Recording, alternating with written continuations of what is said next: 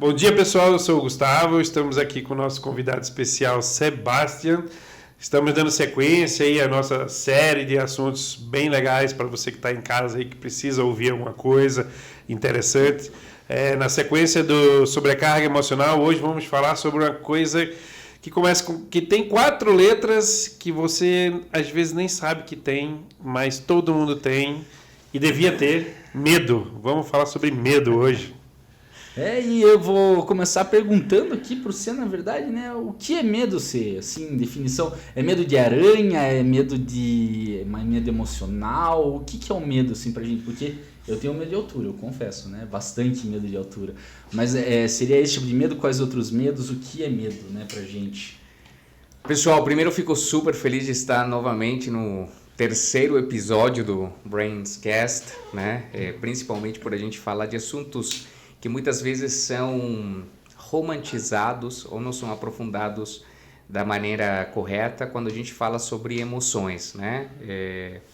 Tem uma frase incrível que eu gosto muito que diz assim: existe um mundo incrível logo após a barreira dos nossos medos, né? E aí, em cima da tua pergunta, o que são os nossos medos? Se a gente vai buscar a origem deles, né, ou a definição, para ficar claro quem está aí nos vendo, nos ouvindo, existem 2 tipos de medo, né? Os medos que têm como objetivo nos proteger de uma situação, né, que possa afetar a nossa sobrevivência, como medo da gente colocar as mãos no fogo, medo de altura, né? Medo de velocidade, né?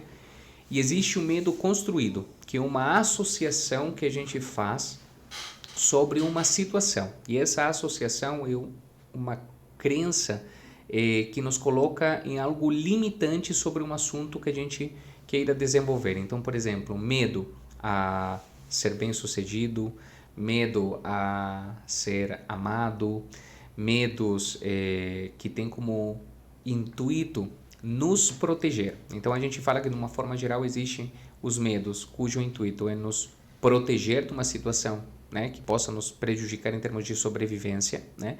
E o medo construído, que é esse medo atrelado a situações, a experiências, o que a gente chama no mundo, né, da psicologia, da psicanálise, são as crenças, né? Uma crença não é nada atrelado à religião, é uma ideia que a gente passa a acreditar tanto nela que para nós se torna verdade, né?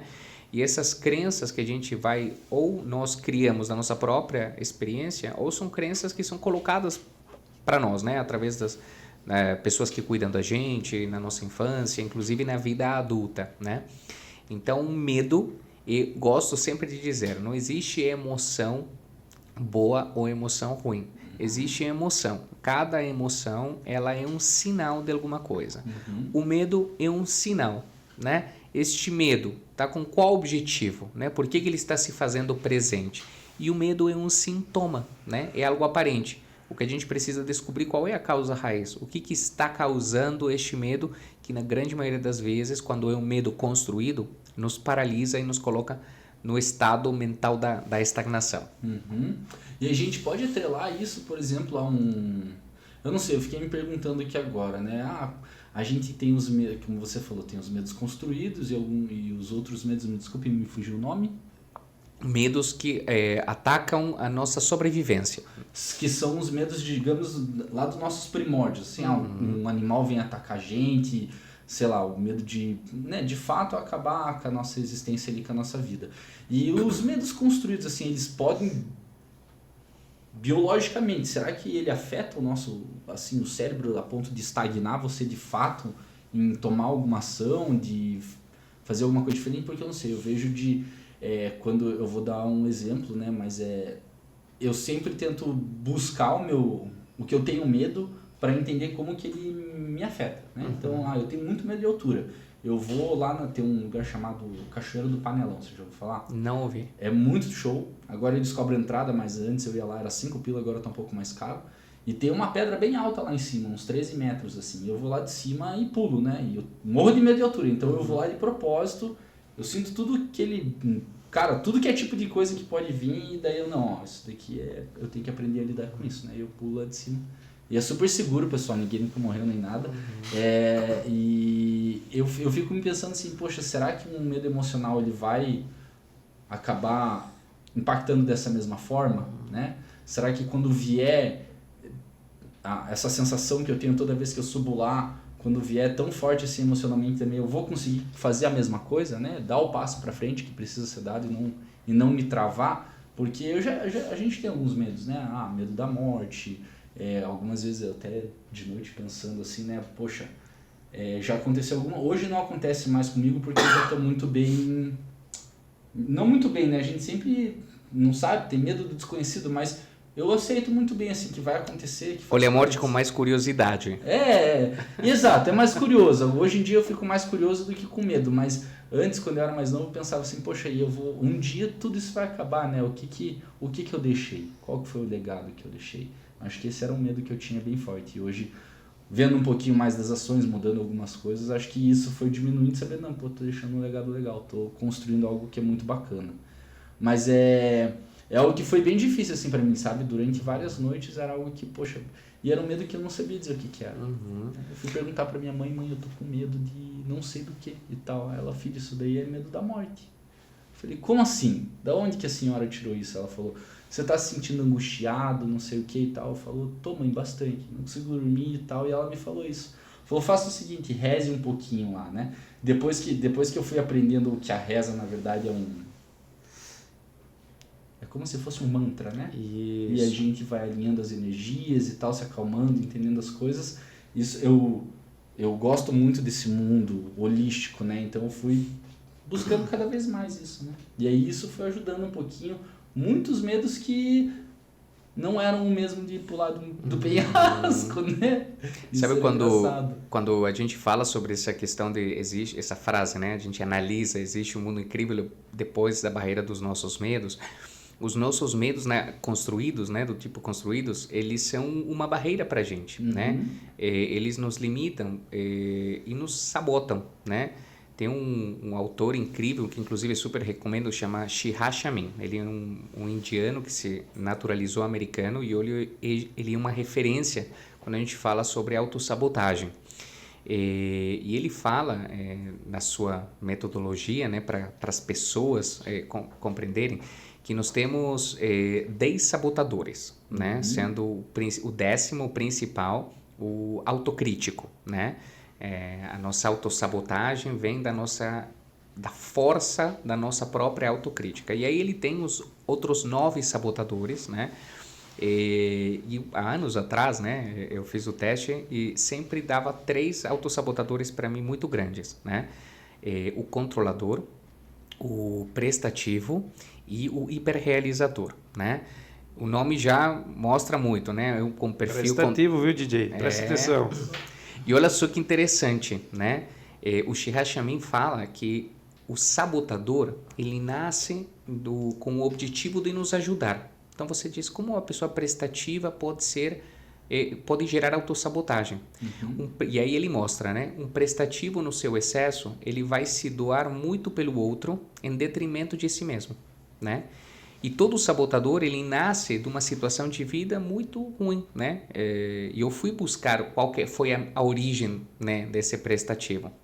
E eu venho de uma história de mãe solo, né, com 2 filhos, e eu precisei com 8 anos ser, como digo, né, o marido da minha mãe e pai do meu irmão. Então, eu digo que eu precisei amadurecer intensamente desde os 8 anos, né?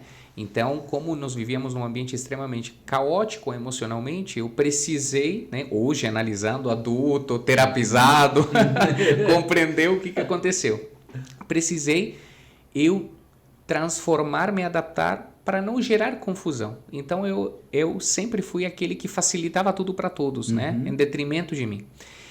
Esse sabotador, ele nasce, né, o próprio Shiraz diz, com o intuito de você, né, sobreviver a essa situação. O problema é quando ele passa do limite aceitável, né, quando você dá tudo por todos, mas não faz por você.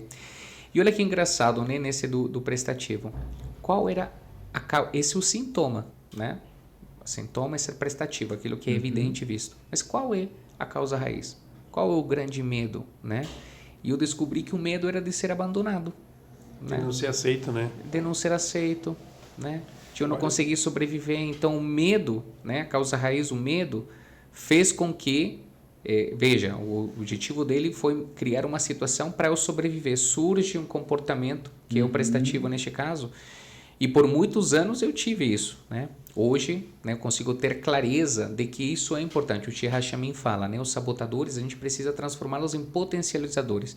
Como este comportamento que é presente, todos nós temos, né? Alguns mais, outros menos, mas em vez de te paralisar, em vez de te sabotar, ele começa a te potencializar. Então, os medos, eles estão presentes, só que eles entram no nosso inconsciente, né? Se a gente colocar, sabe aquela típica imagem do iceberg, né? Então, tem a ponta, é o consciente, aquilo que você vê, os sintomas, o que é aparente. Mas qual é a causa raiz? O que está embaixo é o inconsciente. Então, os medos, a origem dos medos, da própria autossabotagem, está no campo do inconsciente, né? E é isso que a gente precisa, como eu gosto sempre de dizer, né? Trazer luz para o nosso inconsciente para partir dessa clareza, né? Por que eu sou tão, por exemplo, tão controlador em alguns momentos, hiperrealizador em outros? A gente usa a nomenclatura do Shiha, né? A causa raiz está lá, né? Porque houve um momento da minha vida onde precisei, para sobreviver, assumir essa postura, cuja causa raiz é o medo. Qual medo? Quando eu dou luz para esse inconsciente, eu consigo trabalhar e transformar de algo que eventualmente me paralisa para algo que me ajude. Desculpa eu fazer uma pergunta meio leiga aqui agora, né? Mas é assim, o que é o inconsciente, assim? Né? O consciente, perfeito. Eu tô aqui acordado, vendo vocês, né? Consciente de tudo que está acontecendo, mas o que é esse inconsciente? Olha, eu vou trazer eu sempre gosto de ajudar contextualizando as pessoas. O Freud, né? Todo mundo conhece o Freud, né? Um psicanalista, um psicólogo também, né? Médico, inclusive.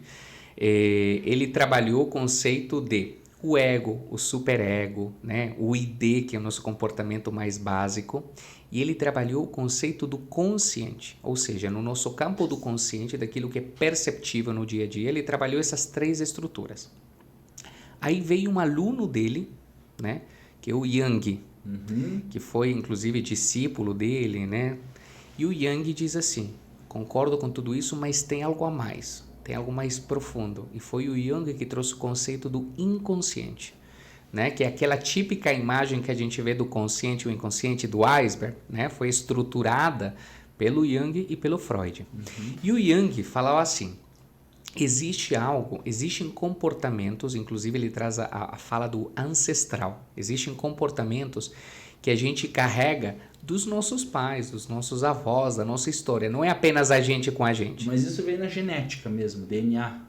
Algumas visões trazem isso, a física quântica traz isso, inclusive, por exemplo, uma própria linha da neurociência que chama epigenética, né?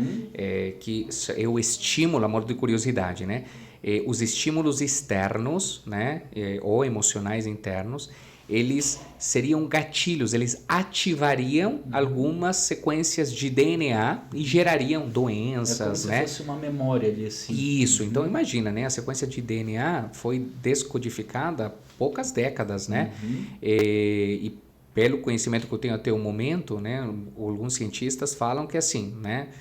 Só conseguiram decodificar ela inteira, mas assim, 80% dos DNAs não se sabe, né? É o que eles chamam de DNA residual, é lixo DNA. Gente, como vai ser lixo 80% Sim. de coisa, né? O que nos separa, por exemplo, acho que são 2 ou 3, aqui me desculpe se eu estou errando a informação, mas o que, por exemplo, nos separa dos macacos é 1 ou 2 genes. Então imagina, meu Deus, né? Só 2, imagina, tem 80% do nosso DNA. A gente não conhece, mas não significa que a gente não conhece que não tem uma utilidade. E a epigenética, que é essa evolução da neurociência, da medicina, da genética em si, estuda quais estímulos, ou que estímulos seriam um gatilho para ativar ou desativar algumas sequências de DNA, né? Então, falando disso, se fala e hoje, né, muito estamos numa revolução da evolução da psicologia, da psicanálise, do estudo do comportamento humano.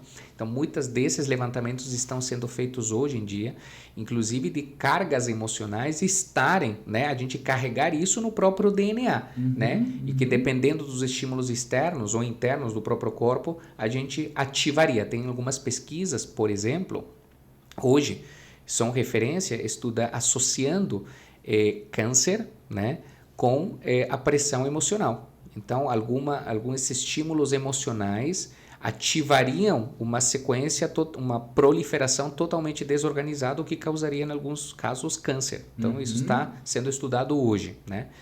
E aí, voltando, né, à questão do inconsciente. O inconsciente, segundo Jung, é tudo aquilo, né? Então, imagina a base do iceberg, tudo aquilo que é ou ancestral, ou a gente carrega na nossa genética, o lado espiritual, né, que a gente brincou no início, né? A gente fala da espiritualidade que não tem nada a ver com religião, né? A espiritualidade tem a ver pessoalmente com 2 pilares, presença e conexão, mas na essência a espiritualidade nós estamos conectados a algo muito maior, que a gente não consiga descrever em palavras é outra coisa, mas de que existe alguma coisa além, né? Por isso a gente brincou, né? Hoje, pessoalmente, eu olho a morte não com medo de termina, mas com uma curiosidade. O que será que tem depois? Né? Existe um livro que inclusive comprei na Amazon, que chama o livro da Amazon. Fazendo propaganda. Amazon, queremos... aceitamos patrocínio. Meu Deus, como ele... Livro Investimento, né? Fala sobre o livro dos mortos, né? Segundo dá para chegar esses dias já. Fala sobre a visão indiana, né, do que acontece com o espírito, alma, enfim, né, quando sai nesse período para a morte. Nossa, estou super curioso para entender.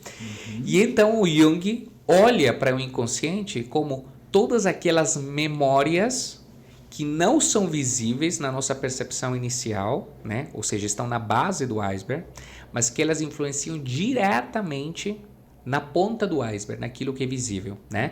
Então, por exemplo, o autossabotagem, esse comportamento controlador meu do dia a dia, meu Deus, o que você está fazendo? O microgerenciamento estaria no campo do consciente. Eu estou consciente, estou vendo aquilo. Mas qual é a causa, origem daquilo? Por que eu sou alguém controlador? Estaria no inconsciente, né? Então, o trabalho, quando a gente fala de transformação de comportamento, né, para ele ser de fato transformacional, para de fato a gente conseguir uma mudança real, ela não acontece apenas no campo do consciente. Não basta apenas você dizer, eu estou com um perfil controlador neste momento. A gente, eu vou saber aquilo de ferramenta, e agora você precisa 3 dicas para. Meu Deus, isso não vai mudar, né? O que a gente precisa é, primeiro, ter clareza. Eu estou controlador. Por quê? E aí a gente sai do consciente para o inconsciente para entender a causa raiz e que medo, né? No caso do controlador, é medo de não ser bem sucedido. Imagina, né? Que um sabotador meu super presente, vindo um período de vida onde, graças a Deus, nunca nos faltou, mas não tinha para uma bala, né? E eu olhava meus parentes e, meu Deus, todo mundo, a princípio, olhando de fora, todo mundo bem, né? E a gente lascado. E inclusive o controlador foi o que profissionalmente me motivou junto com o hiperrealizador. É assim, eu nunca mais vou passar por uma situação dessa. Nunca mais eu vou passar por uma situação onde não tenha dinheiro na minha casa, onde eu não possa fazer. O meu lado materialista foi que há muito tempo estimulado por esses dois, né? O controlador e o hiperrealizador. Eu vou fazer, eu vou ter, né? Eu digo que existe um Sebastian, né, que olhava o sucesso profissional, o sucesso de vida, atrelado a coisas materiais. Então, quanto mais eu tinha, mais bem sucedido era, no meu conceito. Hoje, eu aprecio e valorizo coisas materiais, né? Quero que me tragam conforto. Mas hoje, eu não sou mais aquela pessoa que mede a sua realização pelo que tem, né? Eu consigo hoje ter essa separação, esse amadurecimento de compreender que, para mim, Sebastian, realização tem a ver com experiência, né? E não tem a ver com mais ou com menos. Eu acho mais inconsciente ainda que essa materialização, ou as posses, às vezes não é nem para te mostrar isso, para mostrar os outros que onde você chegou, o que é que você conseguiu, né? Claro. E engraçado que você começou falando também de medo de ter sucesso, né? E eu acho que um monte de gente em casa deve estar se... Pô, esse menino é doido, eu tô com medo de não ter sucesso. Eu tenho medo de não ter sucesso, né? E eu acho que essa questão de medo de não ter sucesso, que atinge muitos empreendedores aí, às vezes até... tem gente que empreende para sustentar a família, tem gente que empreende para buscar o sucesso, e tem gente que até que infla o ego demais, querendo sucesso, e atrapalha no caminho. Como é que você enxerga essa questão do medo de não chegar no sucesso? E também até falar um pouco sobre o medo do sucesso, porque esse medo deve estar na cabeça de muito empreendedor que já está no nível lá em cima, né? E deve ter deixado muita gente curiosa em casa. Nossa, Gus, você fez uma pergunta sensacional. Sabe por quê? Primeiro, eu uma vez ouvi uma definição do que é autossabotagem. Autossabotagem, imagina algo que você queira muito na sua vida, com todas as forças do seu corpo. Imagina algo que você queira. E você mesmo dar um jeito de que isso jamais aconteça. Oxi, meu Deus do céu. Isso é autossabotagem. Porra, mas aí eu acho que o cara tem que ser muito pessimista, né? Mas olha só, e aqui por que eu falei isso, Lucas? Meu Deus, mas eu quero ser muito bem sucedido, mas eu tô me sabotando? Será que eu tenho... Como funciona a autossabotagem? Pois é, né? Eu fiquei muito curioso, porque, cara, como é que você imagina algo que você quer muito e daí, tipo, não, nunca vou ter aquilo? Cara, não, peraí, eu vou fazer de tudo pra ter aquilo. Mas né? veja que interessante. E aqui vamos uma questão de associação, né? Que associações você faz para pessoas bem-sucedidas, né? Lembram de crença? Crença, novamente, não tem nada a ver com religião. Crença, do ponto de vista, né, da psicanálise, da psicologia, é uma ideia que você passa a acreditar tanto nela que para você essa ideia se torna uma verdade. Então, veja, a gente associa crenças sobre alguma situação que eu quero muito. Por exemplo, pessoas bem-sucedidas. Eu vou trazer um exemplo que eu gosto muito de trazer quando uma pergunta como essa surge. Tem um autor que se chama Robert Kiyosaki, que ele é autor, ele fala sobre mentalidade financeira, inteligência financeira, e ele fala sobre mentalidade, né? Ele inclusive é conhecido por um dos livros dele, que é Pai Rico, Pai Pobre, né? Que inclusive super recomendo o Amazon lá patrocinando a gente, viu?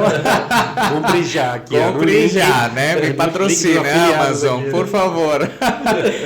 Pai Rico, Pai Pobre, que ele fala sobre a mentalidade do pai dele, do Robert, que é um professor e tem uma mentalidade pobre, e o amigo dele, que é filho de uma pessoa que é muito rica em termos de dinheiro, e como, sabe, Global Reporting, como eles pensam, o que eles comem, né?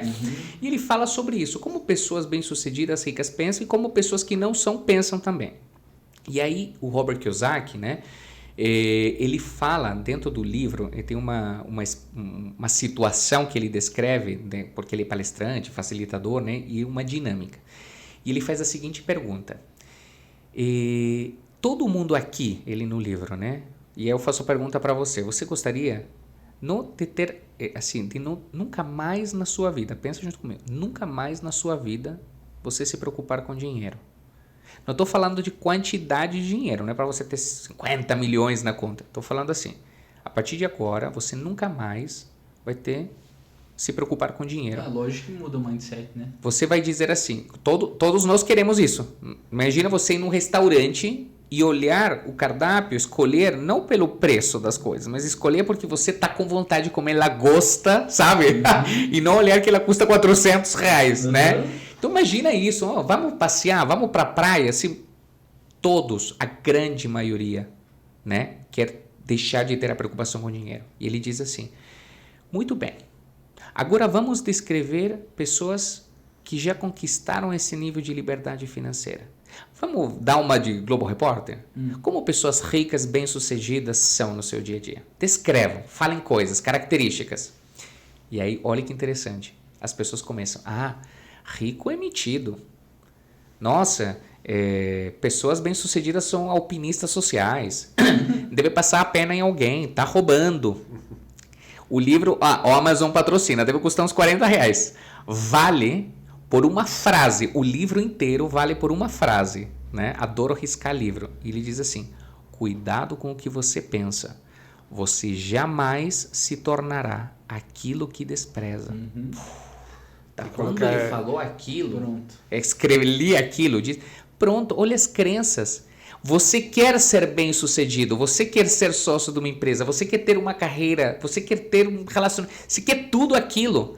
Mas qual é a associação que você faz aquilo? Ah, não, essa pessoa passa a perna em alguém. Ah, não, quais são as crenças que você tem sobre esse sucesso que você deseja? As tuas associações são negativas. Mas isso não pode ser inveja, Com certeza, assim, a inveja, e olha que interessante aqui um parênteses dentro dessa fala, né? A inveja, do ponto de vista psicológico, não é você querer o que o outro quer. Você não quer que o outro tenha o que ele tem.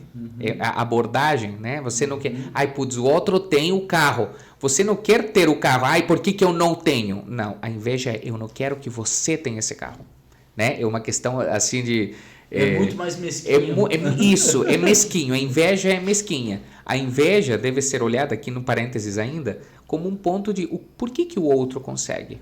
Né? O que o outro tem que eu não tenha? O que o outro... E aí vem a base da pirâmide, daquele iceberg, né? Quais são os sacrifícios que o outro está fazendo e eventualmente ainda mais na internet. Cara, todo mundo lá com iPhone não sei o que, viajando, tudo.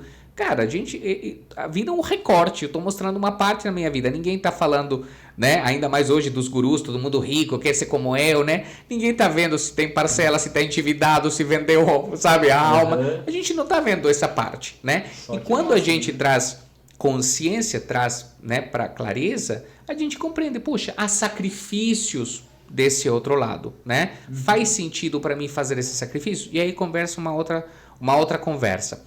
E aí fechando o parênteses sobre a inveja e voltando a esse ponto sobre a questão da autossabotagem, dos medos do inconsciente, né? O que a gente precisa nesses momentos é buscar qual é a origem desses nossos medos, né? O que de fato nos autossabota, qual que são os gatilhos e as crenças que a gente tem e que estão associadas a algo que a gente quer.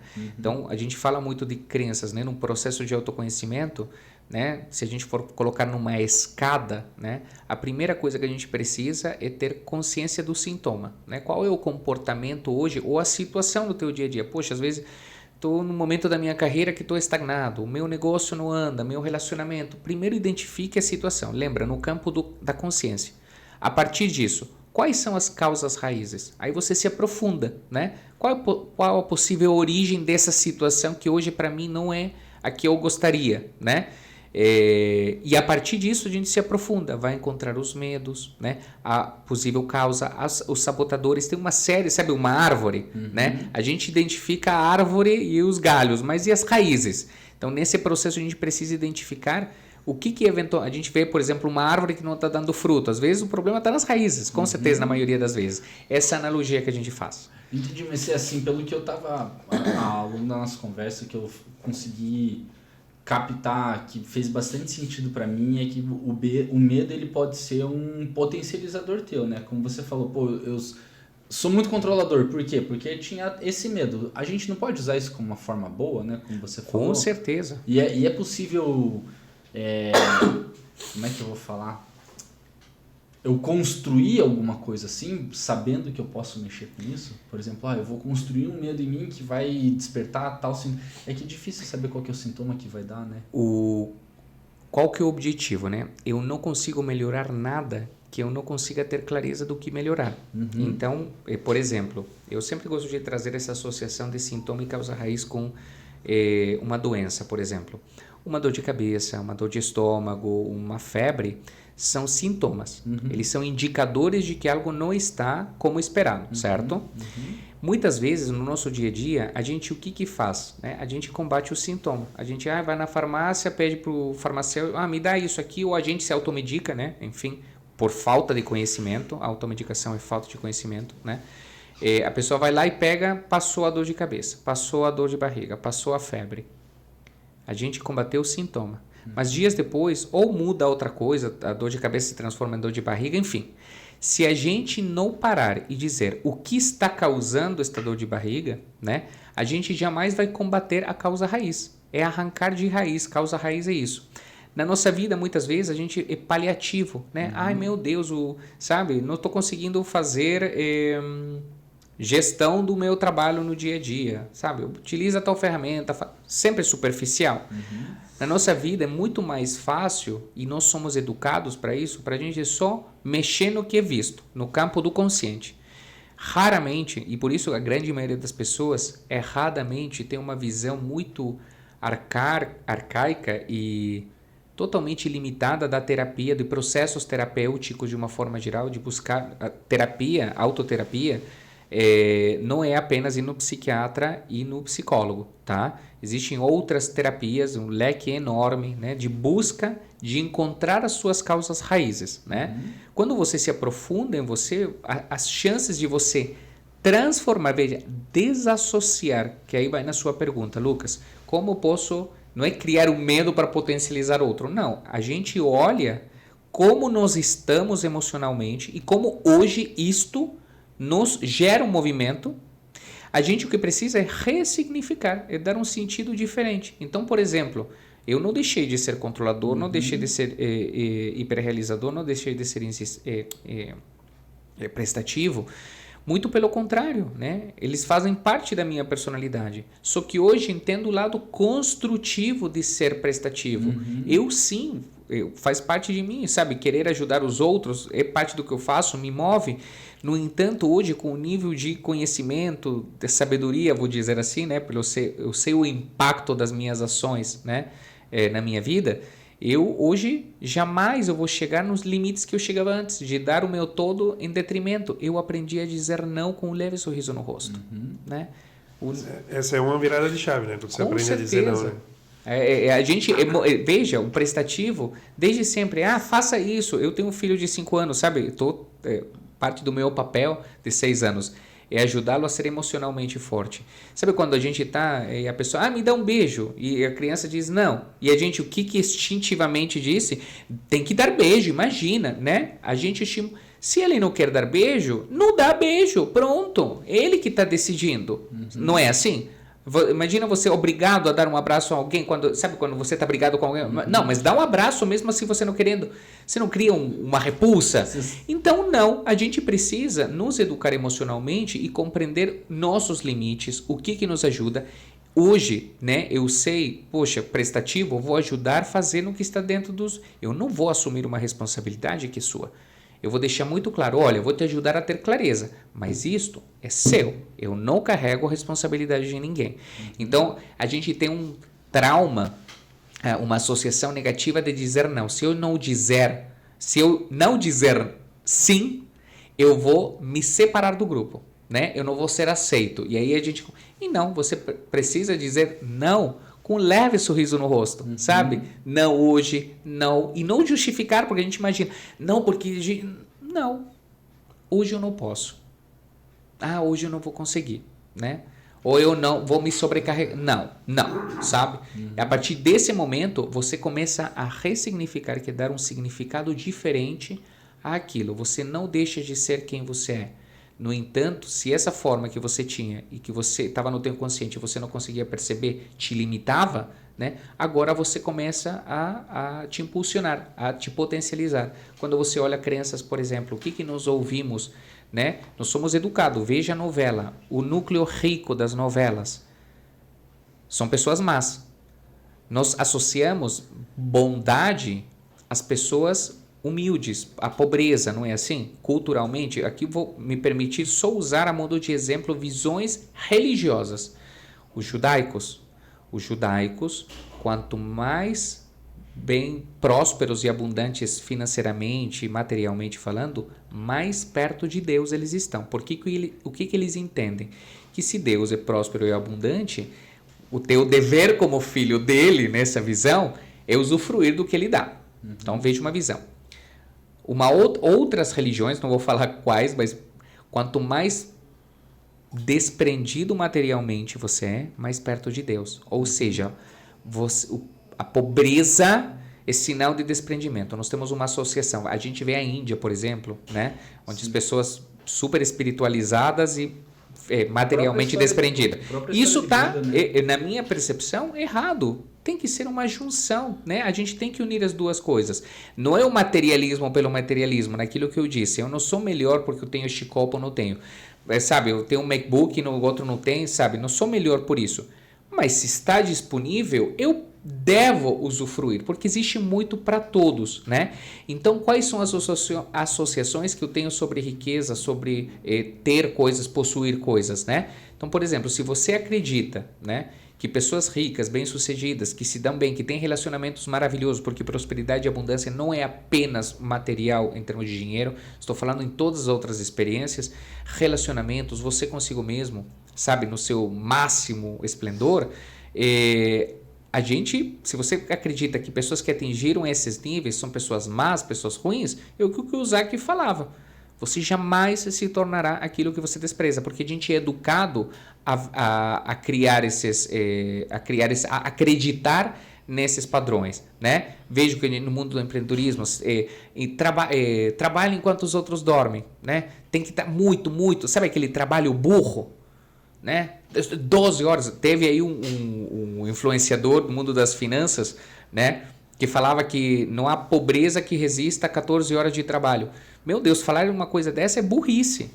É uma falta de empatia total. A gente vê pessoas de rua, carrinheiros, né, pessoas que trabalham catando lixo, trabalham 18, 20 horas, 24 por 7 o dia inteiro. E não saem da linha da pobreza, porque não é quantidade de tempo, né? A gente associa quantidade à qualidade, e não é. Você pode trabalhar muito, fazer muito, mas há vários fatores que influenciam. Oportunidades, clareza do impacto desse trabalho. Então, o trabalho duro, né, se diferencia do trabalho burro. O trabalho burro é isso, trabalhar por trabalhar, quantidade, sabe? Trabalha enquanto os outros dormem. Não. O trabalho duro não se refere à quantidade de horas, se refere à intensidade, né, da qualidade daquilo que está fazendo. O trabalho duro, às vezes, sim, você vai trabalhar 4 horas, né? Beleza, você tem clareza de qual é o impacto dessas 4 horas, você sabe para onde isso vai te levar, você está colocando na energia algo que vai fazer a diferença. Vai ter momentos que você vai trabalhar 10 horas, 8, mas não é burro, é trabalhar muito sem saber para onde isso está te levando, que é o que a grande maioria das pessoas fazem, né? E a gente entra nessas dinâmicas, nesses ciclos, né, de acreditar no trabalho burro, né? Quanto mais uma crença, para ser bem sucedido eu tenho que trabalhar muito. Não.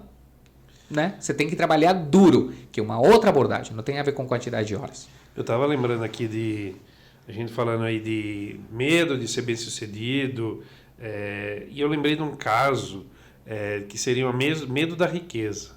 Eu conheci uma pessoa, um estrangeiro, era um francês, há muito tempo atrás, e fiz uma amizade com ele. Ele começou a me contar a história de vida dele.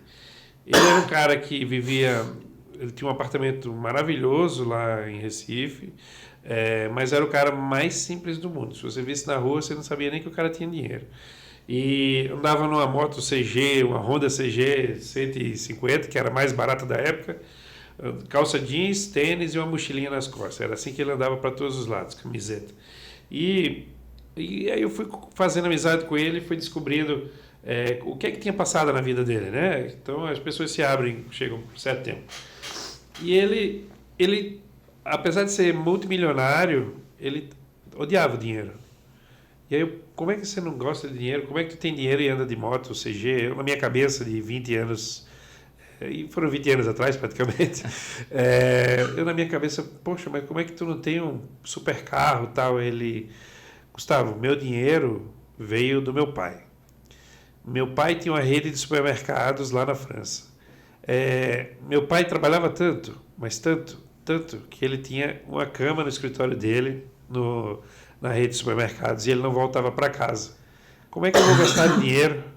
Como é que eu vou gastar de dinheiro se o dinheiro me afastou do meu pai? Meu pai acabou tendo um problema de saúde, morreu e deixou o dinheiro pra gente. E a única coisa que eu não queria era o dinheiro, eu queria ter tido meu pai.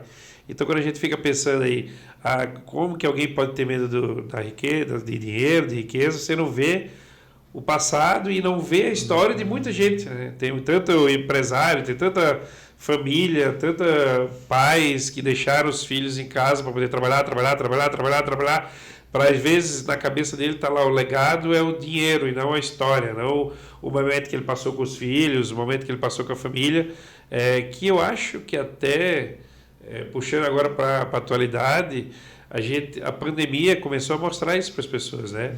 Você pode morrer do nada e aí você vai deixar quem aí? Qual que é a história que você vai deixar para o seu filho, para sua família, qual que é o momento que você vai levar de recordação, né? Então só para poder clarear aí um caso real aí de alguém que teve o problema de ter dinheiro.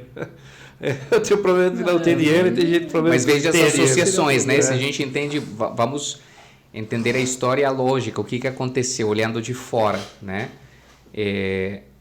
Associação cria uma crença. O que ele viu, né, na sua experiência, né?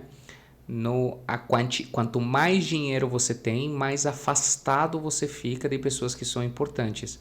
Então, ter muito dinheiro é ruim. Lembra, você jamais se tornará aquilo que você despreza, né? Então, dinheiro não era um problema. O problema é que imaginando o que estava acontecendo no inconsciente do raciocínio dele, né? Quanto mais eu usufruir deste dinheiro, mais afastado eu vou ficar de pessoas que são importantes para mim. Ele criou essa crença, ele passou a acreditar tanto naquilo que se tornou a sua vida. E daí não bastava você com outras crenças, né, de usufruir, de poder, né? Você tinha uma visão que ele não tinha. E aí que está na questão de entender as nossas causas raízes. Porque, por exemplo, né, trabalhar essa situação.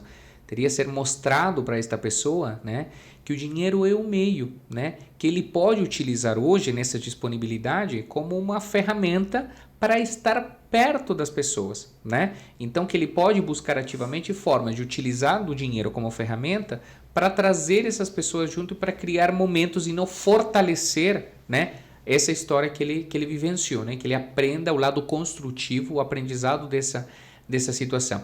Esse é um exemplo claro de como a gente ressignifica uma crença, né? Então, como a gente ajuda as pessoas a utilizar a situação que ela está de um ponto de vista diferente, que ao invés de a paralise, que é aquilo, ele se sente indigno de usar o dinheiro é algo ruim, coloca uma energia negativa e passa a enxergar o lado construtivo, né? Como essa situação me ajuda, e aí a gente chama de construir uma nova história, né? Então, na essência, né?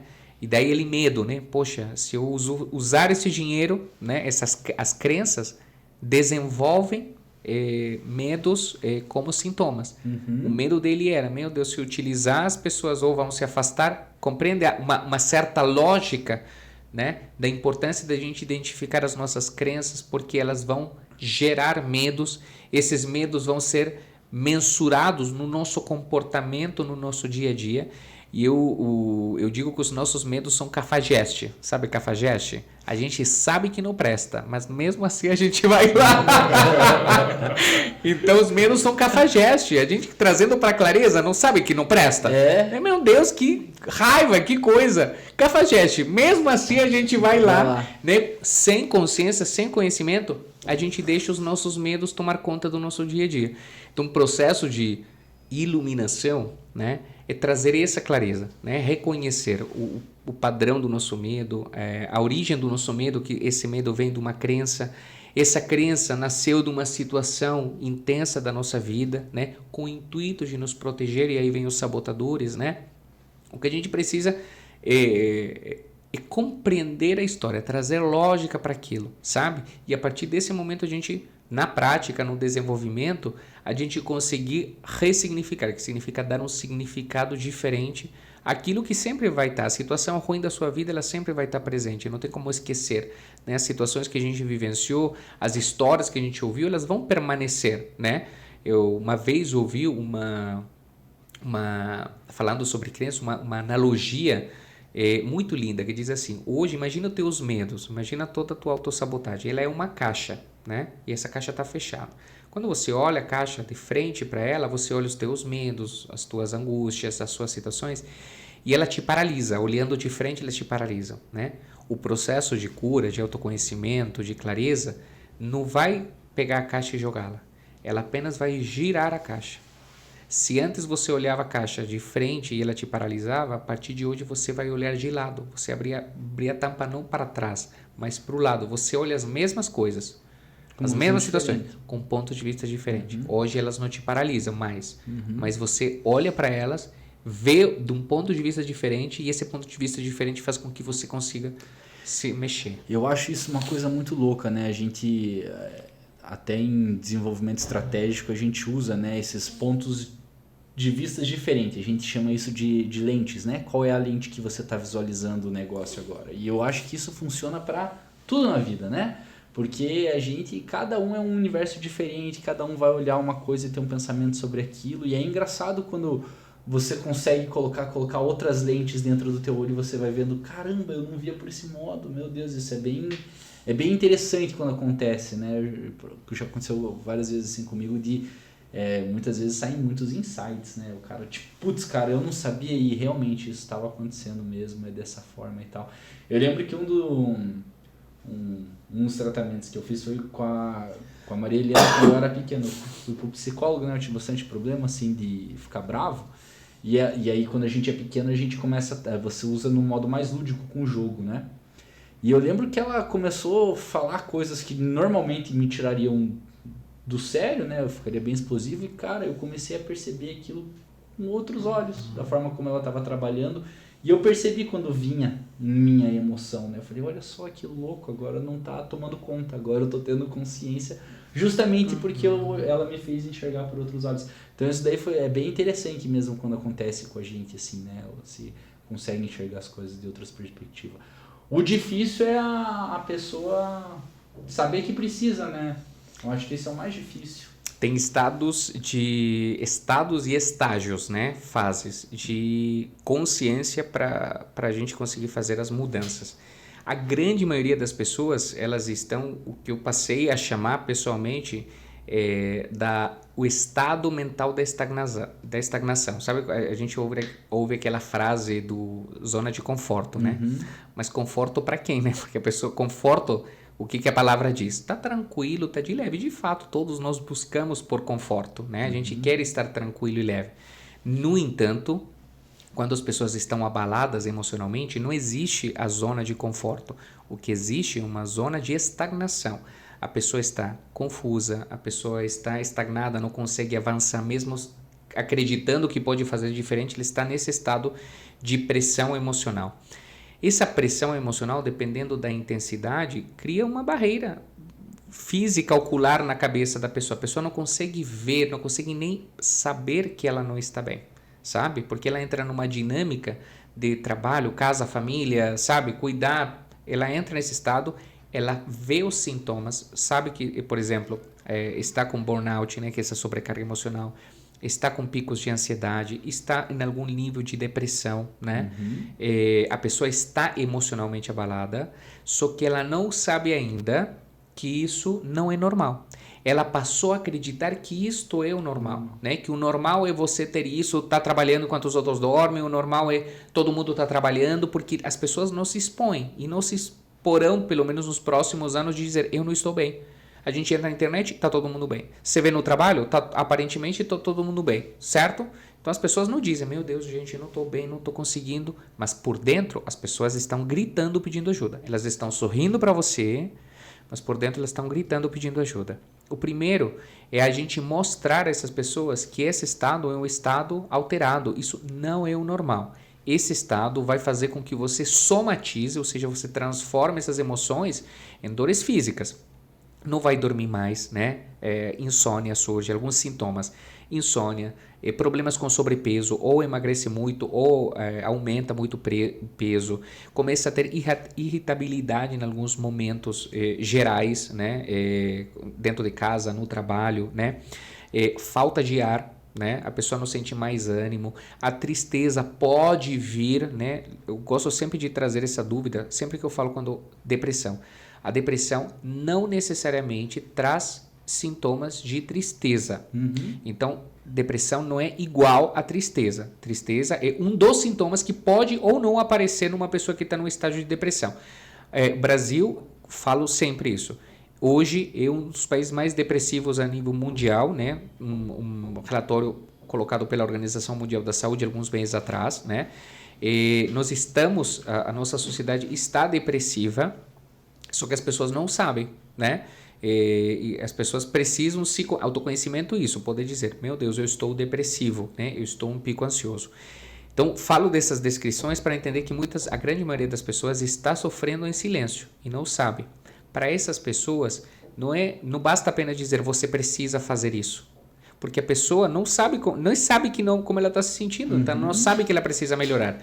A primeira questão que a gente deve fazer de uma forma geral é educar as pessoas emocionalmente e dizer, isto não está normal. Este tipo de sintomas que eu estou falando para você não é normal. A primeira coisa, trazer clareza, não está normal. Mas o que é o normal? E aí a gente vai para o segundo estágio, que é a pessoa informada como ela está, a gente mostra a ela quais são os caminhos de melhoria, né? Então, olha, por exemplo, dependendo do nível de depressão, aqui eu vou trazer algo que é importante, né? Para tratar depressão, ansiedade, existe o que se chama de um protocolo terapêutico que é estruturado por uma tríade, são 3 pilares.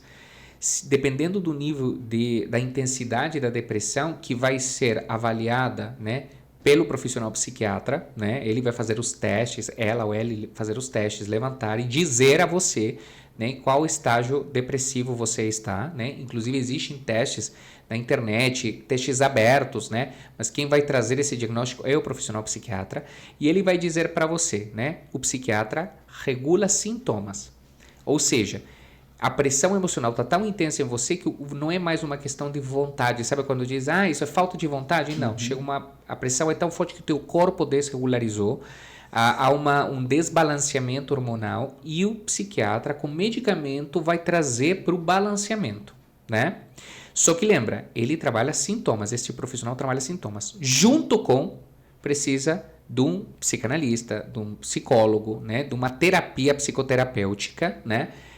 Para entender qual é a causa raiz destes sintomas. Então, aí o psicoterapeuta vai ajudar a pessoa a entender a causa raiz. E, ao mesmo tempo, lembra um tripé? Um terceiro profissional que é a nutrição e o exercício. Né? Então, assim, trabalhando o protocolo, o que significa um protocolo? É a base do tratamento. É o mínimo que precisa ter. A partir disso, vem outras terapias, porque o leque terapêutico é enorme. Terapias integrativas, terapias holísticas, sabe? Reiki, enfim, milhares, constelação familiar. Existem milhares de terapias, né? Que devem, se a pessoa tiver uma afinidade e conhecimento, devem ser trabalhadas. Tudo que agrega, tudo que faz você de uma melhor pessoa e melhora você deve testar.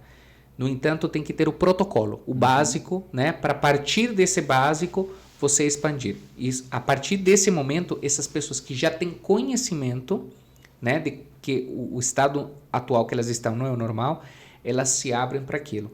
Mas voltando e para resumir finalmente, a grande maioria das pessoas não faz ideia, não sabe nem como estão se sentindo. As pessoas têm pouquíssimo conhecimento de vocabulário emocional. E você pergunta, como você está? Bem, mal, não sei. São as 3 respostas. Mas bem como? Mal como? Você está mal como? Está ansioso? Está frustrado? Está com raiva? Sabe? Como? Né?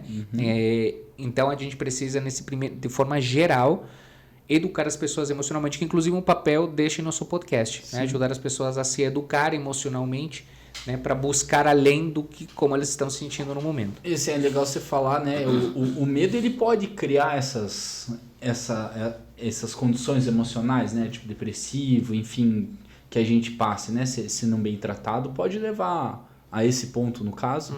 Pode. Uma coisa que eu acho legal a gente falar, né? Como o cérebro, a gente usa 10%, 20% da nossa capacidade cerebral do que a gente conhece, né? Mas assim, ele está controlando lá os seus níveis hormonais, todo o resto é ele que está fazendo também. Então, é engraçado como o nosso... Engraçado não, né? É curioso como assim o nosso psicológico afeta fortemente esse nosso estado físico, né? Como o poder do cérebro é tão grande de poder afetar o corpo inteiro, né? Tem o Nicolelis, né, um neurocientista, estou ouvindo umas palestras dele, que, cara, é sensacional justamente isso que ele traz, né, a capacidade que tem o nosso pensamento, a força do nosso cérebro, né,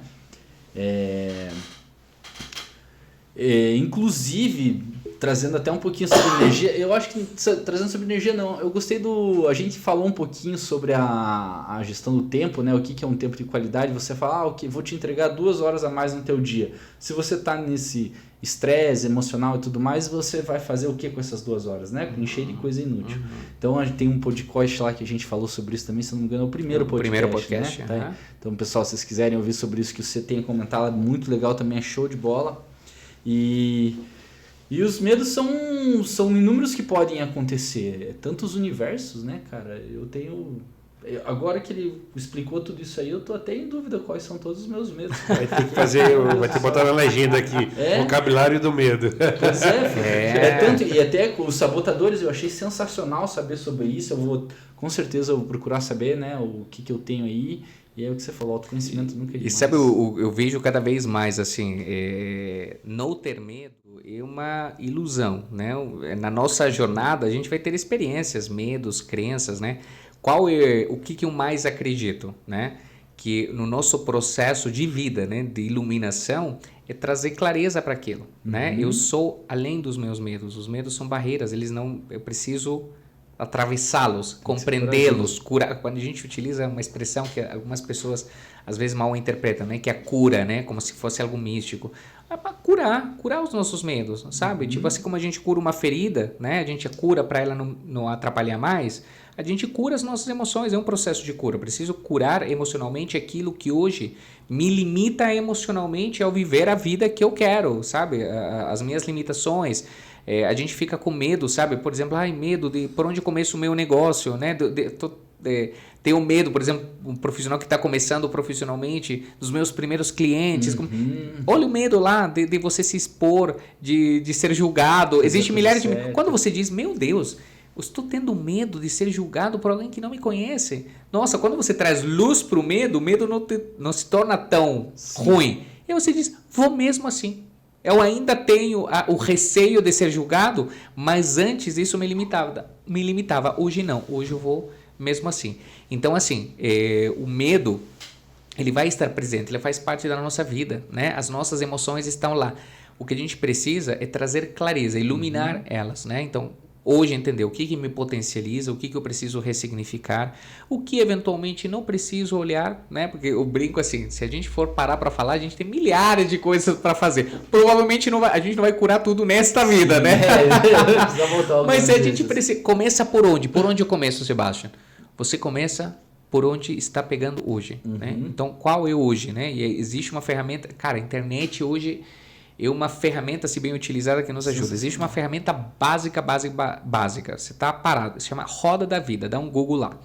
Roda da Vida vai aparecer 4 quadrantes divididos em 3 cada um. Então, por exemplo, vida profissional vai aparecer salário, remuneração, Você avalia de 0 a 10 vários 12 aspectos que aparecem lá. Claro que são muitos mais e é genérico, né, gente? Mas é um começo.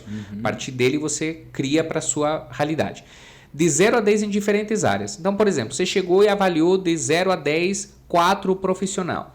E você vê nessa pizza que vai se formar, alguns pontos maiores, outros menores, hoje, onde, nessas áreas que você se autoavalia, onde você acredita que está o começo, o problema para iniciar a trabalhar. E aí você vê, carreira. Então, aí você mesmo começa a buscar, eu preciso olhar mais para a minha carreira. Daí a gente, sabe, um zoom in, né? Zoom in, entra, zoom out, separa. Faz um zoom in em carreira. O que da tua carreira? É o que você faz? É a falta de perspectiva de crescimento profissional? É o dinheiro? Sabe, você vai microscopicamente entrando para descobrir, na verdade, que profissionalmente o que está te estagnando hoje não é a limitação do dinheiro. Na verdade, que você está fazendo algo que você odeia. Algo que você está fazendo por necessidade e não por oportunidade. Você faz o que você faz apenas pela sobrevivência, apenas pela segurança que ela te dá no momento pontual. Aquilo não te traz paixão. Você percebe nesse exemplo como você foi do macro, identificou a área. Aí você vai se aprofundando. A partir disso, o que hoje, por exemplo, quais são a transição profissional? Qual um dos meios? Eu não vou conseguir, sabe aquilo? não vou conseguir fazer a Era transição, isso vou que eu viver do ia meu perguntar agora. sonho, não ganha. É que a gente é para ganhar muito dinheiro com os nossos sonhos. Sabe qual que é o problema das pessoas que dizem, mas meu hobby não dá dinheiro? É porque você não sabe fazer dinheiro. Porque ninguém ensina a gente a ganhar muito dinheiro, a ser próspero financeiramente, porque ninguém ensina a ver a nossa paixão como um negócio. Então você vai descobrir, na verdade, que se você é muito bom naquilo que hoje parece não ganhar dinheiro, o que você precisa como próximo passo é se educar para você aprender a como vender aquilo, como fazer marketing disso, né? A gente precisa ter as referências certas, né? E aí sim, pensando de uma forma inteligente, você tem pessoas, por exemplo, que dependem financeiramente de você, tem uma família, ou tem você, não dá para simplesmente, descobrir que eu não gosto daquilo que eu faço por necessidade, a minha paixão é outra, eu vou pedir demissão amanhã. Burrice, né? Isso não é pensar de forma inteligente. Sim, você se planeja quais são as etapas, em quanto tempo, nesse meio tempo, nesse período de transição, o que você vai fazer para num período X você começar a viver, sabe, aquilo que você ganha, daquilo que você odeia, sabe, o salário, né? Você consegue trocar e a partir disso, olha, trocou. A partir de agora, a qualidade e a quantidade de energia, e aí vem o trabalho duro, diferente do trabalho burro. Trabalho duro você vai investir a energia certa, na quantidade de tempo certo, para aquilo que você está colocando começar a gerar os resultados. Um deles é financeiro, que você quer. Então você vai trabalhar duro em cima de algo que faz mais sentido para você, que se tornou uma prioridade. É dessa forma, essa é a lógica que a gente utiliza para fazer, por exemplo, uma transição de carreira. Perfeito, ó, pessoal. Então aí, ó, e eu acho que mais do que nunca o mundo que a gente vive hoje permite você fazer isso, né? Porque, cara, hoje o que você consegue vender digital, fazer produção de conteúdo, cara, hoje tem inúmeras possibilidades, assim. Inclusive, né, eu acho que tem gente que na época que era criança foi ser uma coisa que na verdade não queria porque precisava, mas hoje a gente vê que, cara, as profissões estão aí de N formas, né? Então, com certeza. Mas esse deve ser um medo bem grande, né? Eu acho que esse medo que o cara tem, porque tem uma história que diz que um sábio chega na fazenda e uma família tinha uma vaca leiteira lá. E eles viviam de tudo que essa vaca produzia. Então, era o leite, era o queijo e tal. E um belo dia esse sábio chega lá e vai falar com a família e a família, nós temos a vaca e tal. E o sábio vai lá e empurra a vaca do precipício e a família, meu Deus, você matou a vaca, o que nós vamos fazer agora e tal? Vai todo mundo morrer e o sábio vai embora sem falar nada. Dali um ano ele volta nessa mesma família, a mãe tinha aprendido a tecelar, a filha tinha aprendido a carpir, o pai tinha aprendido a manusear alguma coisa. Então ele quis mostrar que assim, ó, vocês se apegaram à única solução que vocês tinham. A partir do momento que eu joguei ela fora, vocês tiveram que criar outras, né? Eu acho que isso é bom não pra gente, né, não vá jogar fora a única saída que você tem, mas assim, não se prenda tanto aquilo também, né? Vamos tentar exponencializar as outras coisas, que às vezes é aquilo de novo, né? A gente tá tão míope, tão preso no negócio, que às vezes precisa vir um sábio de fora para falar assim, ó, existem outros pontos de vista. Mas sabe isso, em cima daquilo que você falou, Lucas, tem uma frase que inclusive coloquei na descrição do meu Instagram, que é assim, clareza nos dá a oportunidade de ver possibilidades. Sabe, quando você traz clareza para qualquer área da tua vida, você começa a ver possibilidades. E existe uma oportunidade em cada possibilidade. Aí você começa, eu quero focar nessa, quero priorizar essa, isso. Então, clareza traz possibilidades. E em cada possibilidade há uma oportunidade, que é aquilo. O que a gente precisa é sair dessa pressão, dessa zona de estagnação, né? Desse estado mental de é a mesma coisa. Como diria um outro autor que, cara, para mim é um mentor, chama Joe Dispenza. O Joe Dispenza, ele tem um trecho de um dos livros dele, né, que ele fala assim, o seu passado conhecido criará um futuro previsível. Então, assim, você vai continuar, o seu futuro é previsível. Não tenho bola de cristal, mas eu vou dizer qual é o seu futuro. O mesmo resultado que tem tido nos últimos tempos. Você não vai sair dessa, né? E olha que, tipo, se a gente diz assim, que merda, né? Se você expressa, não tem nada, eu digo para as pessoas no dia a dia, eu vou usar a expressão merda, né? Tem certas palavras que elas expressam exatas, sabe? Eu digo assim, para não ficar falando essa palavra o tempo inteiro, eu falo assim, imagina um botão vermelho bem grande, gostoso assim, que você aperta. Então tem um momento que você diz, foda-se, sabe? Você aperta esse botão. Tem certas situações na vida que só apertar o botão, sabe? Dizer assim, e chega, sabe? A gente não pode... E isso que a clareza nos traz. Cara, a gente... A qualquer momento da nossa vida, né, nos exigem, por exemplo, que você é jovem, só os jovens hoje podem reiniciar as suas carreiras. E as pessoas de 40, que estamos chegando nos 40, nos 50, nos 60. Cara, a gente pode se reinventar. O tempo ele é relativo, sabe? O impacto das nossas decisões, né, que vão ser vistas e mensuradas nas nossas conquistas do dia a dia, elas não dependem do tempo. Então a gente deve recomeçar com 40, com 50, com 60, porque muitas vezes o que a sociedade diz, né? Para você, por exemplo, empreendedorismo, cria um negócio com 20, dos 20 a 30 é teu tempo. Depois disso, já era. No máximo, estourando até os 40. Acabei de fazer 38 anos. O que a sociedade mostrava? Até os 40 anos, você teria que ter definido na tua vida X coisas. Gente, tem pessoas da minha geração que não têm definido nada, né? E o que a gente precisa agora? Quebrar esse padrão, sabe? Então, sim, tem pessoas que podem, tem pessoas que devem, não é que podem, devem recomeçar com 50, 60. Claro que o nível de responsabilidades é diferente. Um recomeço de alguém com 20 é muito diferente de um recomeço de alguém com 50, 60. No entanto, as oportunidades estão lá, o que elas precisam é um processo diferente. Mas as pessoas não podem dizer, meu Deus, até os 40 anos eu não conquistei o meu primeiro milhão, não viajei, não tinha... Cara, você pode fazer isso com 80 anos, né? A forma como você vai recomeçar é diferente com 20. Afinal, com 50, provavelmente, você vai ter pessoas que dependem financeiramente de você. Então, assim, a qualidade das decisões de alguém com essa estrutura é muito diferente de alguém que está começando sua carreira, sabe? Que pode morar num quarto, alugar um quarto. Quem tem uma família não pode tomar esse tipo de decisões porque não é uma realidade. Mas essa realidade, eu gosto dessa frase, né? Dê o melhor que você pode com a situação que você tem no momento. Mas não deixe de fazer alguma coisa, sabe? Então, o que você tem hoje? É isto. Dê o seu melhor. Faça o seu melhor. Vai ficar melhor ao longo do tempo. Mas a gente não pode se paralisar, sabe?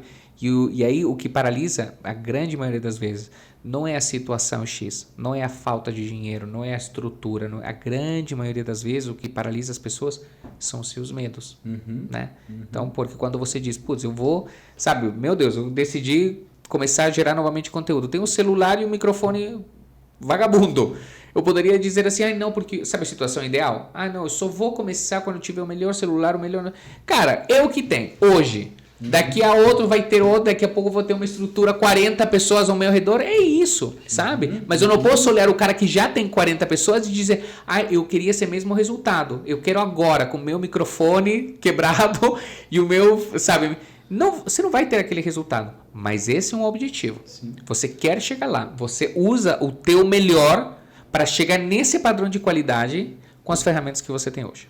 Conheço um cara que diz sempre, antes feito do que perfeito, né? Mas jamais mal feito. É isso aí. É isso aí, pessoal. Acho que por hoje aí já deu para pegar bastante o assunto medo e tantas experiências, tantas coisas que eu acho que até a gente às vezes fica calado aqui pensando no que o Sebastião está falando. Meu Deus. Eu estou vendo ali o nosso DJ ali, que ele tem uma questão de prestatividade excessiva. Então acho que isso aí serve para muita gente refletir em casa, ver o que é que... Às vezes alguma coisa que está pegando e você fica ali, poxa, mas eu não consigo evoluir, eu não consigo mudar, eu não consigo alguma coisa. E é você mesmo que está auto-sabotando, né? Então, acho que esse assunto de hoje aí vai ser bem bacana para muita gente ouvir, né? É importantíssimo, né, gente? Eu acho que, assim, é exatamente o que o Gustavo falou. Às vezes a gente tenta fazer um bate-papo aqui, mas, cara, o conteúdo que você traz é tão massa e tão, assim, me faz pensar tanto que a gente fica quieto só e introspectivo aqui, tudo, putz, cara, é verdade, meu Deus, realmente eu faço isso. Nossa, mas será que funciona assim comigo? Eu acho que é muito valioso, assim, é um conteúdo muito show de bola. Queria agradecer a sua participação mais uma vez, né, Cê? Se você ainda não viu os outros episódios, a gente tem mais 2 episódios, que esse é o nosso terceiro, né? Então a gente tem 2 episódios do Sebastian também explicando um pouquinho do nosso emocional, de sobrecarga emocional, né? Porque são temas importantes, então se você não assistiu, volta lá, assiste os episódios, se inscreve, clica no sininho, curte, compartilha. A gente pediu também no podcast 2, então vamos pedir nesse terceiro. Cara, se você tem um comentário, alguma dúvida, manda pra gente, a gente responde pra vocês no próximo podcast, pode trazer, fique à vontade, vai ser um prazer responder isso. A gente teve bastante comentários que elogiaram a gente no último podcast, mas nenhuma pergunta. Então fica aberto, né? Se você tem pergunta, dúvidas. Leiam Pai Rico e Pai Pobre, né? Não deixem de ler, né? Comprem na Amazon. Alguns livros. O livro tibetano dos mortos, Pai Rico, Pai Pobre, Inteligência, do Robert Kiyosaki, Inteligência Positiva, do Shiraz Chamin. Amazon patrocina a gente, tá? Anotou tudo, né, pessoal? Não esquece de botar na legenda lá os links de cada livro. E se você tiver, inclusive, se o pessoal tiver alguma sugestão de TED, de livro, coloca aqui nos comentários pra gente também, né, usufruir do conhecimento sempre coletivo. Muito bom, muito bom. É isso aí, pessoal. Então, e fiquem atentos aí, já sai próximo episódio 4.